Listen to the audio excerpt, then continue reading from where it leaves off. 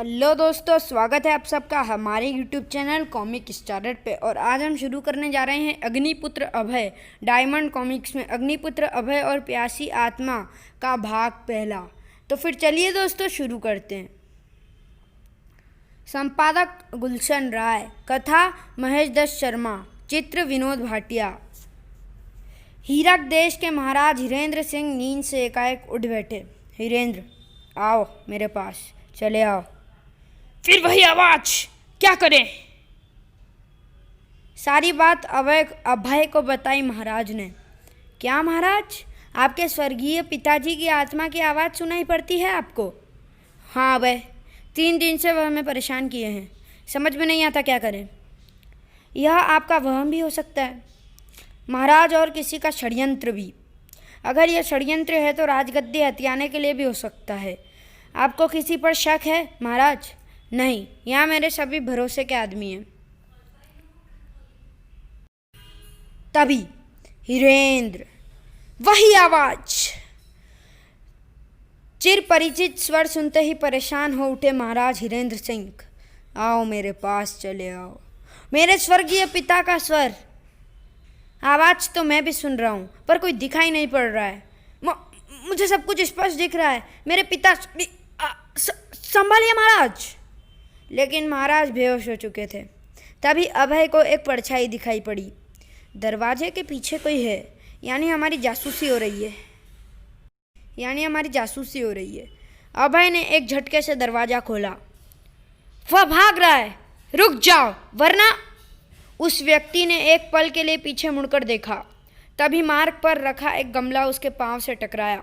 उसका संतुलन बिगड़ा और मुंडेर पार करता हुआ वह पथरीले फर्श पर जा गिरा। क्या? अब भागा। तभी भारी कदमों की आहट से राजमहल का प्रांगण गूंज उठा। क्या हुआ मिस्टर अभय? आइए मिस्टर गजपति, राजमहल का प्रधान सुरक्षा अधिकारी गजपति। आप तुरंत डॉक्टर भीकाजी को बुलवाइए, महाराज बेहोश हो गए हैं। ओ, वही आत्माओं का चक्कर फिर। सैनिकों, डॉक्टर भीकाजी को नीचे से फौरन बुला कर लाओ। Yes sir. नीचे से? क्या डॉक्टर भीकाजी राजमहल में ही?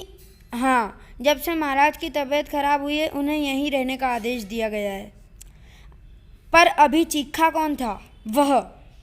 ओ, यह तो सूर सिंह है, महाराज का निजी सचिव। लेकिन यह गिरा कैसे? यह हमारी जासूसी कर रहा था शायद। मैं बाहर आया तो बचने के लिए भागा और हड़बड़ाहट में गिर गया। इसके डर कर भागने का कारण कुछ और भी तो हो सकता है। मतलब इसने भी शायद आत्मा देख ली हो। बकवास। आइए महाराज को देखने चलें। महाराज अब कैसे हैं डॉक्टर भीकाजी? महाराज अब कैसे हैं डॉक्टर भीकाजी? ठीक, इन्हें आराम की सख्त ज़रूरत है। आइए हम चले मिस्टर गजपति। ये डॉक्टर भीकाजी कैसा आदमी है मिस्टर गजपति? काबिल डॉक्टर है। वैसे पहले यह महाराज के कट्टर दुश्मन भजमल बेहरा का फैमिली डॉक्टर था। भजमन बेहरा, वही जिसने हीरक देश की गद्दी हथियाने की कोशिश की थी, फिर उसे देश निकाला दे दिया गया था। हाँ वही। अब उसका परिवार कहाँ है किसी को नहीं मालूम। इस षड्यंत्र के पीछे डॉक्टर भीकाजी और भजमल बेहरा का हाथ भी हो सकता है। अच्छा मिस्टर गजपति, आप महल पर नज़र रखें, मुझे कुछ आवश्यक काम निपटाने हैं। ओके। उस रात नींद अभय की आंखों से कोसों दूर थी। डॉक्टर भीकाजी पर निगाह रखनी होगी। हो सकता है वह महाराज को नशीली दवाएं दे रहा हो। कल उसकी खबर लूँगा। ठीक इसी वक्त एक खंडर में। वह लड़का हमारे लिए मुसीबत बन सकता है, ख़त्म कर दो उसे। जी। कल उसकी ज़िंदगी की आखिरी दिन होगा। अभय तीव्र गति से राजमहल की ओर उड़ा जा रहा था। सबसे पहला काम डॉक्टर भीकाजी की जांच करना है। दूर खड़े खतरे से अनजान था वह। बलगल, लड़का आ रहा है, तैयारी कर लो। बलगल तैयार है उसकी मौत के लिए। हल्का सा एक धक्का लगा और एक चट्टान नीचे की ओर गिरने लगी।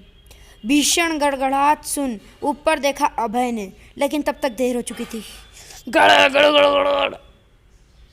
एक पहाड़ उसी की ओर बढ़ रहा था। मौत सा क्रूर पहाड़। मौत और जिंदगी के बीच बहुत कम फासला बाकी था कि पहाड़ हवा में ही स्थिर हो गया। इतना समय काफ़ी था अभय के लिए। साफ बच निकला वह। उसका थोड़ा आगे बढ़ते ही पहाड़ भरभर्रा उठा। तभी कंधे पर एक हाथ का स्पर्श हुआ। अग्निपुत्र, तुमने मुझे बचा लिया, थैंक यू। वो देखो, तुम्हें मारने की कोशिश करने वाले। अभी खबर लेते हैं उनकी। फ्लाई अप नानी। ये तो बच निकला। और पीछे कौन बैठा इसके? दोनों को ठोको। अरे मोटरसाइकिल तो हवा में उड़ रही है। अब तुम भी हवा में उड़ोगे। एक्शन रानी। रानी ने स्ट्रिंगल्स में जकड़ लिया चारों गुंडे को। छोड़ो हमें, पहले थोड़ी खातिर तो करवा लो प्यारो। रानी ने जमकर धुनाई शुरू कर दी चोरों की, चारों की। धा डिशुम आ उफ हाँ। थोड़ी देर बाद चारों से पूछताछ कर रहा था अभय। किसके आदमी हो? जवाब दो। कहा न, उसने हमें खंडर में बुलाया था तुम्हारी हत्या करवाने। हम किराए के गुंडे, इससे ज़्यादा उसके बारे में हमें कुछ नहीं मालूम। ये ठीक कह रहे हैं अभय, इनके मस्तिष्क पढ़े हैं मैंने। ओह, फिर इन्हें पुलिस के हवाले कर देते हैं। ओके, मैं अदृश्य रूप में हर समय तुम्हारे करीब रहूँगा। अभय इस वक्त डॉक्टर भिकाजी के सामने था। हेलो डॉक्टर भिकाजी, महाराज की तबीयत कैसी है? पहले से बेहतर है, लेकिन अगर फिर से आत्मा दिखाई पड़ी तो वो वापस उसी हालत में पहुंच जाएंगे। ओह, ये बताइए भिकाजी, ऐसा किसी दवाई से संभव है क्या? क्यों नहीं, ऐसे नर्वस टॉनिक आते हैं जिनकी ज़्यादा मात्रा लेने से दिमाग पर बुरा असर पड़ता है और आदमी को अजीब अजीब चीज़ें दिखाई पड़ने लगती है। मेरा आखिरी सवाल, आप ये टॉनिक महाराज को कब से दे रहे हैं? क्या बकते हो?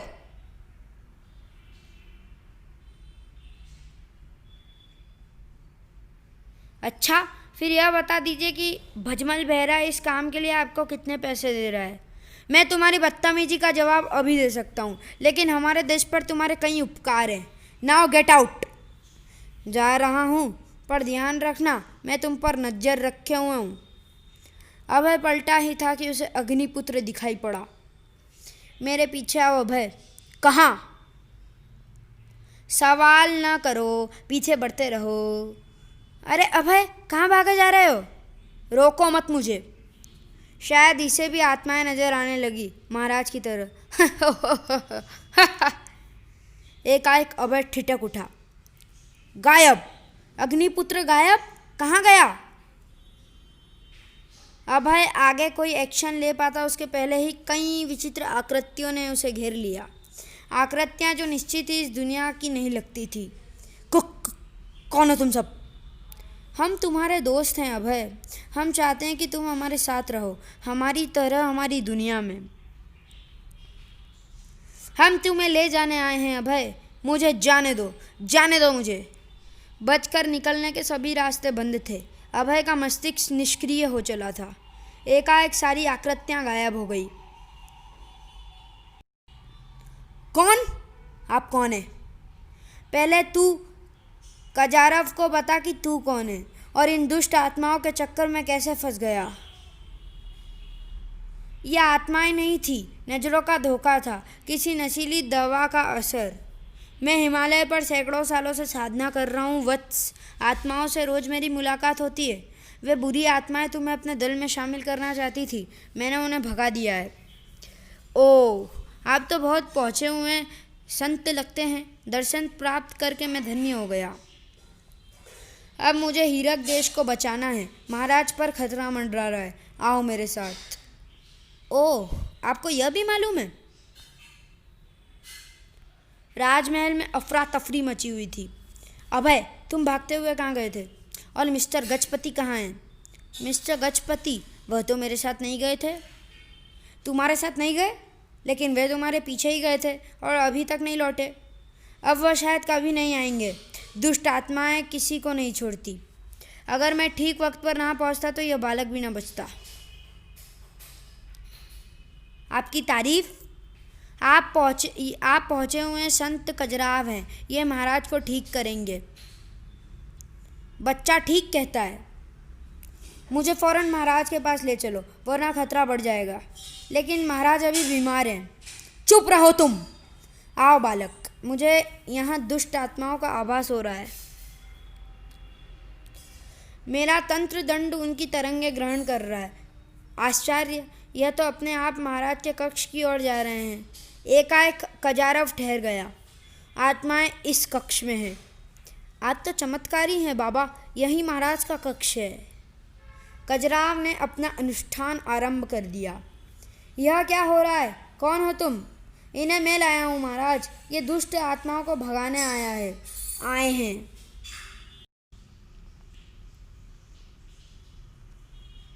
अभय, तुम्हें इन बातों में कब से यकीन हो गया? तुम? तभी विचित्र आवाज़ों से गूंज उठा कक्ष। आ जाओ, चले आओ हीरेंद्र। कुत्ते की तरह हाफ उठा था खजुराहो। ये आत्माएं बड़ी शक्तिशाली है, हमें एकांत चाहिए। इस कक्ष में महाराज और मुझे अकेला छोड़ दो। मैं महाशक्ति अनुष्ठान करूँगा ताकि महाराज हीरेंद्र को आसानी से ख़त्म किया जा सके। क्यों? एक नई आवाज़ उभरी, अग्निपुत्र की आवाज़। अब तुम्हारा खेल खत्म हो गया खजुराहो। अग्निपुत्र? क्या कहते हो? गुर्र, तुम्हें भस्म कर दूंगा।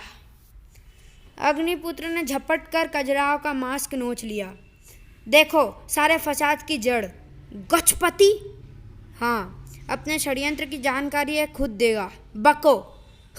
हाँ, बोलो, आत्माओं का क्या चक्कर है?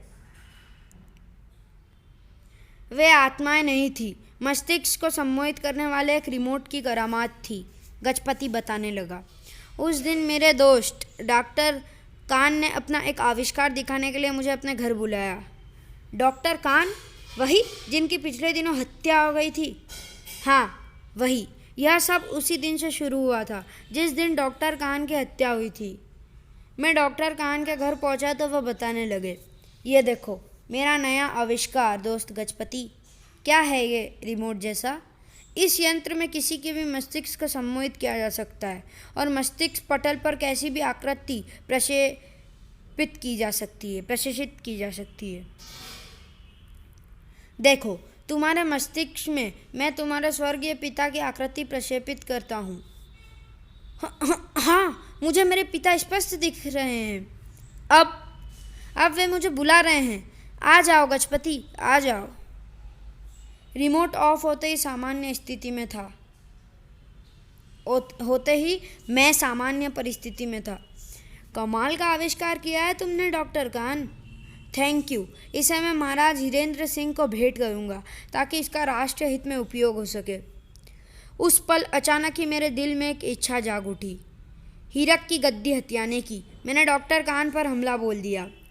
इस रिमोट का मैं अपने हित में उपयोग करूंगा। डॉक्टर कान, गजपति, तुम मेरी हत्या कर दोगे?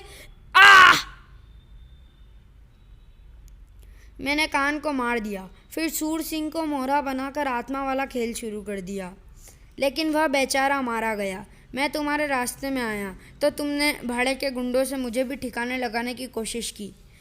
हाँ। अग्निपुत्र को मेरे मस्तिष्क पर तुम्ही ने प्रक्षेपित किया, फिर साधु के वेश में मेरी रक्षा की ताकि मैं तुम पर भरोसा कर बैठूं। वह मैंने किया भी। तुम्हें विश्वास में लेकर मैं यहाँ तक आ पहुँचा। इस तंत्र दंड में छिपे रिमोट कंट्रोल के जरिए मैंने इस कमरे वाला सारा नाटक किया। और वह अनुष्ठान, वह तो एक बहाना था। दरअसल मुझे महाराज को एकांत में दबोचने का मौका चाहिए था ताकि मैं उनकी हत्या करके फरार हो जाऊं। लेकिन यह काम तो तुम कभी भी कर सकते थे। तुम तो हमारे प्रधान सुरक्षा प्रहरी थे। गजपति के रूप में मैं हत्या नहीं करना चाहता था, इसलिए मैंने खजुराहो बाबा का रूप धरा। इस रूप में मैं हत्या करता तो लोग मुझे कभी पहचान नहीं पाते, क्योंकि खजुराहो तब तक गजपति बन चुका होता। ओह, हत्या की इतनी शानदार स्कीम! अद्भुत! महाराज ने हुक्म सुनाया, ले जाओ इस देशद्रोही को, फांसी पर चढ़ा दो। अभय डॉक्टर भीकाजी की ओर पलटा। मैंने आप पर शक किया भीकाजी, सॉरी। जासूसी की बुनियादी शक पर टिकी होती है अभय, शक भी कभी कभी सबूत बन जाते हैं। अभय, सौभाग्य से आज हमारा जन्मदिन है और आज ही हमारे दुश्मन की गिरफ्तारी हुई है। आज शाम हम एक बड़ा जश्न करना चाहते हैं जिसकी सारी जिम्मेदारी तुम अग्निपुत्र के साथ मिलकर उठाओगे। जरूर महाराज। अग्निपुत्र। अभय जश्न की तैयारी में लग गए। जश्न देर रात तक चलता रहा। फिर अग्निपुत्र अभय से विदाई ले रहा था।